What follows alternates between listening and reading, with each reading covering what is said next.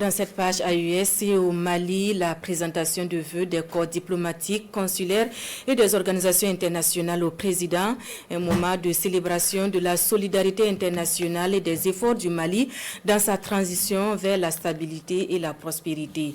Les temps forts avec Nyanya Alou Traoré, Idrissa Traoré et Tayeb Adiawakoy. Le corps diplomatique, reconnaissant des immenses efforts déployés par les autorités de la transition en quête de stabilité, de paix et surtout de développement. Ce triptyque a été mis en avant lors de la traditionnelle cérémonie de présentation des vœux au chef de l'État. Tout le Gotha diplomatique était au rendez-vous.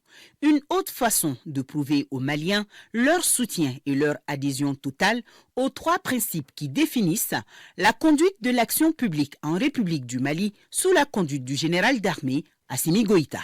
Nous demeurons confiants et persuadés qu'avec votre leadership éclairé, d'un progrès significatif seront enregistrés dans l'amélioration des conditions de vie de la population malienne. Puisque l'année 2025 marque une nouvelle étape de l'instauration d'une paix et d'une stabilité durable au Mali. Nous sommes assurés par la détermination que vous avez affichée en affirmant que le Mali, en collaboration avec ses partenaires de la Confédération des États de Sahel, AES, mettra en œuvre tous les moyens pour éradiquer ce flux et cette menace. C'était un président très attentif et visiblement réceptif aux propos qui faisaient face aux diplomates. Le général d'armée, tout en rappelant la portée symbolique de la rencontre, dira que c'est un cadre d'échange idéal entre eux et les amis du Mali.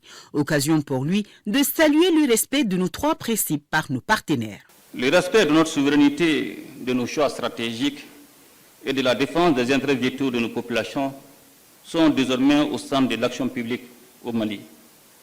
Suivant ces principes, nous saisissons les opportunités pour améliorer les conditions de vie de nos citoyens. Il en va de même pour notre politique extérieure. Je suis heureux de noter qu'un nombre croissant de partenaires adhèrent à ces principes constitutionnels.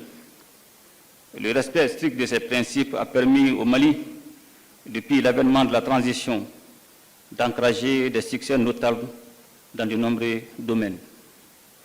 L'avènement d'une nouvelle année est toujours un moment privilégié de prière, de partage et d'espoir pour un lendemain plus radieux. Ainsi, nous réitérons nos vœux de paix, de stabilité et de progrès pour nos nations respectives.